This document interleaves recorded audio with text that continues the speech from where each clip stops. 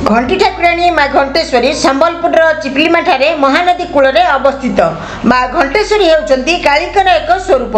जेकोसी व्यक्ति मानसिक पूरण हेले माँ घंटेश्वरी मंदिर में घंटी बांधि थांती।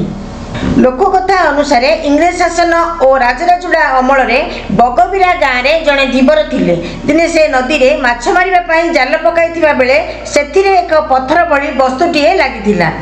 एभली एक विचित्र वस्तु उपरे धीवर स्त्री नख मारी देथिले, जहा फल से वस्तु क्षीर पानी आ रक्तर धार बाहरी। एहाकु देखि उभय पति पत्नी सेठारु चली आसिथिले। सेही दिन राति धीवर को माँ स्वप्नदेश कही जे मु एठारे अछि, मते कहीं जानी पारु नाहंती, मु तते देखा देछि, तू मोर पूजार्चना कर। एहा परे नागपुर राजा निर्देश क्रमे नदी कूल में माँ एक मंदिर निर्माण करा जाई पूजा आरंभ होइतिला। सेही दिन ठारू एही पीठरे माँ पूजा करा जाउछि।